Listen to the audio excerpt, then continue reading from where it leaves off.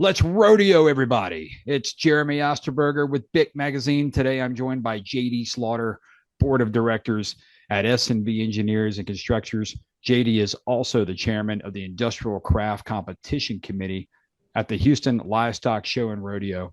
And he's joined with Mr. Robert Hodge, advisor on global projects for ExxonMobil and vice president and officer in charge of the Industrial Craft Competition Committee. JD, Robert, how are we? We're ready to rodeo. Absolutely. We are ready. I have never held on for 8 seconds, so I speak from the perspective of a viewer, not a doer. So, thank you guys for being here today. So, the industrial craft competition is shaping the future of the construction industry, giving high school students some hands-on experience and a direct pathway to rewarding careers. And JD and Robert, you guys are such a big part of this. Of course, JD, we know you from industry, and everything that S&B does for our market is just incredible. So again, thank you much for jumping on. Now let's get right into the big picture, and I'm going to go to you, Robert. What does the industrial craft competition mean to the Houston Rodeo and really industry as a whole? The industrial craft competition is the Houston Livestock Rodeo has put a big emphasis on providing the resources and the folks in order to support this committee. The Houston Livestock Rodeo is putting a big emphasis on vocational jobs, and especially in our industry because of the need that we see in the next 5 years for qualified craftsmen, and having this committee and helping have a pipeline for those students to introduce them to this industry is very valuable, not only to the companies that it serves, but to the Houston Livestock Rodeo as a whole, to be able to support these programs and these schools, and to work with the instructors. Our mentors work with the instructors and mentor them and coach them along the way. And we not only does the Houston Livestock Rodeo support the industrial craft competition, but we are also going to double our commitment to the vocational effort next year, from $400,000 to $800,000, by providing some scholarships in 68 counties throughout the state. JD, I'm going to go to you. The impact of this competition impacts students' lives, and that impact's undeniable. We've heard stories about how this competition changes lives. I mean, what impacts have you seen on the students who participated? Well, it's been phenomenal. One of the big issues with our industry is you kind of have to know someone to get into the industry. What Robert said about the rodeo is right. They're a big scholarship program. It's a huge scholarship program, and majority of those scholarship monies go to four-year institutions and colleges. When the rodeo began this effort to really push toward vocational education, they were really trying to do that, weren't getting much value out of it. This program is in response to that. So how can I get these students to go directly from high school into the industry? What we've seen so far in the last 2024 rodeos, 54 students who are involved in the competition got jobs directly in our industry, straight out of high school. Several of those were in project controls. So tell me a program that you know of where a high school student can be trained on project controls and get jobs directly in the industry. And whoever comes on the 8th, you'll be able to meet a couple of those graduates who are working in our industry today, who were in high school working on this competition before. So that's the idea, is we create a pipeline to bring students who most of them haven't heard about the industry or had no connection to the industry. You're bringing them directly in to our industry through this program. JD, quick side question there. Are most of the students in the Houston area, are they all over the state of Texas? Well, Houston, Port Arthur area, Corpus Christi. So really, Texas City, where the energy hubs are, sure, of the state. Fantastic. So, Robert, I'm going to flip to you. I mean, in your view, what is the biggest strength of the ICC? Well, I would have to say our our mentors and the industry leaders that we have as our the folks who go out and support these students and helping coach them along the way and instruct them how to do how to weld better, how to fit pipe better, how to and the project controls aspect that JD mentioned. That is, to me, that is a huge strength because no one else does that. That project controls is not taught in a college or university. It is taught in the field. And usually in my day, whenever coming up through the industry, we would hand-pick folks to come into the office and to do project controls. Consist of estimating, scheduling, and project controls, which is tracking and trending projects. And so that is something that is not taught, and you have to have the experience. And whenever we're doing it from the ground up, that is a tool that no one else does. So I would have to say that is probably one of our biggest strengths as well. Yeah, and I'll add to that. When we started the program, we wanted to really shepherd programs, not just students. So if I can create high school programs that set the bar for what an industrial ethos should be, safety, safety, productivity, quality, and that's the strength. Is we put these projects in these high schools, but as Robert said, we put mentors in there. So every week or every 2 weeks, a mentor from industry is in these high schools, shepherding these instructors on how to teach the pedagogy of our industry. So when they weld to a standard that's to our level. That's not just welding anything. When they're trying to read drawings and learn how to read drawings, we set that tone. So when they do graduate high school, they're not coming in, green. They're coming in with some experience and some expectation. One of the biggest strengths, safety. When we first started this program, we had high schools that we did safety orientations or actually safety inspections of their shops, and there were like OSHA violations and stuff. These students do JSAs, STAs. They have a safety procedures they follow. One instructor told me he couldn't get his students to wear safety glasses until they started our program. And with these safety mentors going in and teaching them the technical aspects of safety, human behavior, performance, that they rose to the level of expectation, and that's really what the strength is. So, when we Saturday we'll be there, we're listening to some of the presentations. You'll hear our industry coming out of the mouths of these 17, 18, sometimes even 16-year-old students. So not just giving them a sense for what the industry is, but they get bathed in that just a little bit.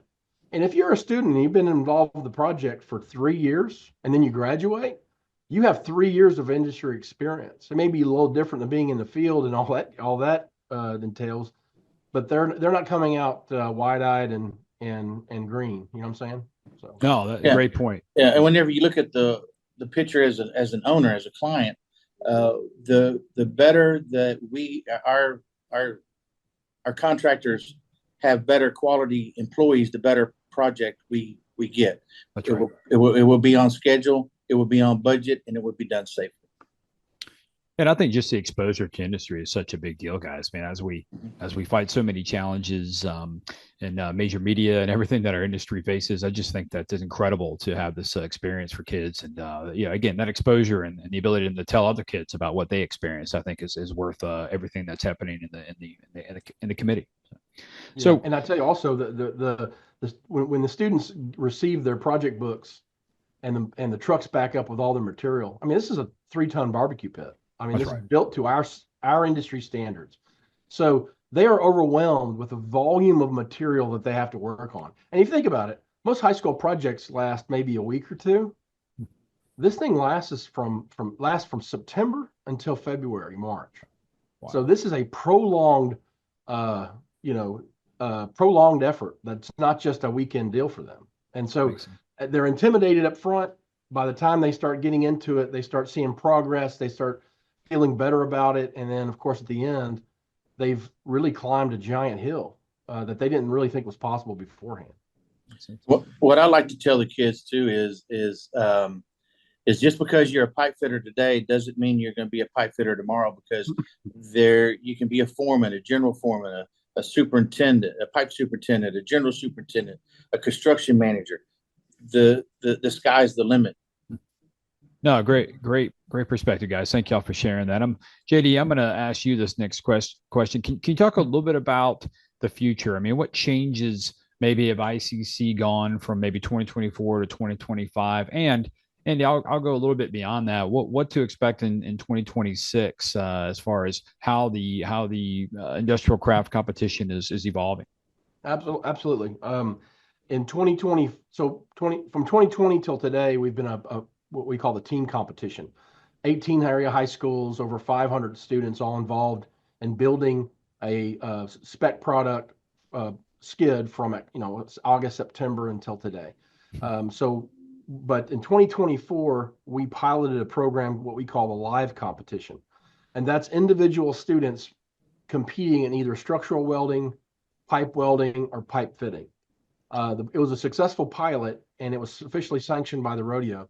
So May of this year, 2025, we'll have our first live competition to be held at TSTC in I think it's Rosenberg, Richmond area. This will be anywhere from, I think, 80 to 100 students involved in competing in one of those three aspects: pipe fitting, pipe welding, or structural welding. And so these students will be able to win individual trophies for their performance. We're also going to will be a visual inspection of these welds, but if any of them pass visual, we'll actually do cut coupons and do a bend test. And if they pass that, we'll actually give them certifications as well. We did this because the team competition is limited to the number of schools that we can put mentors in and the amount of material we can raise money to purchase. The live competition really is only limited by the size, number of booths that we can have, and et cetera. So, and we're attracting students from outside the industrial areas where we may not have mentors that can go into the schools. We're going to be inviting those students to come and participate. We've got a backlog of schools that want to and be involved in team competition. They'll be able to be involved in the live competition right away. Robert, I'll go back to you. You know, for folks that are watching who really want to support this initiative, whether by learning more about it or donating, what's the best way for them to get involved? Well, you can go on the rodeohouston.com website and look under some articles that have been done for industrial craft competition. But you can contact JD or myself, and we're more than happy to support you. JD, you may have some more information on that. But we have some very valuable donors to us. Phillips 66 is one of our top donors right now, but we're looking for more. We could use the help. And so JD, I'm sure you have some. Yeah. The competition, it takes three things to put on the competition. We have to have people, volunteers, mentors. We have to have money or in-kind donations, because we provide everything to these schools, all the material, the consumables. If they're short on tools or equipment, we'll provide that. We've provided, I don't know how many thread machines to these schools because none of them had them. Mechanical hoist, things like that. And then we need schools themselves that want to be involved. So if you want to get involved, one, we could use more mentors. So look for when Rodeo reopens volunteers to apply to the industrial craft competition. Two, if you'd like to donate money or in-kind material, we're always needing that. As Robert said, Phillips 66 has been generous to be the sponsor of the ICC team competition. This is the second year in a row. And then we have, of course, the live competition, and we already have donors, standing up to provide grinders and welding rods and things like that, so that these students can come and participate without having any expense to them. So the email address for the ICC is icc@hlsr.com. So if you're interested in getting involved, just send a note to that email address. Okay, so icc@hlsr.com. That's right. All right. Well, JD and Robert, we thank you so much for your insights and for all the work that you do to build up the next generation of skilled craft professionals. And guys, I just thank you for being on the Big Back Magazine today. Well, one other thing that Yep. we talked a lot about pipe fitting and welding and so forth, but going forward, we're going to bring an aspect hopefully to the individual competition for electrical and instrumentation and project controls, because there is a little bit of electrical work on this skid, and we see a big need for electricians and instrument folks and project controls folks in the field. So going forward in the future, we expect it to grow. Yeah, that's really neat. Expanding into different crafts. That's so cool. Yeah. Well, again, JD and Robert, we thank you so much for your insights and everything you do for the next generation of skilled craft professionals. We also thank you for being on with BIC Magazine today, gentlemen. Thank you. Thank you.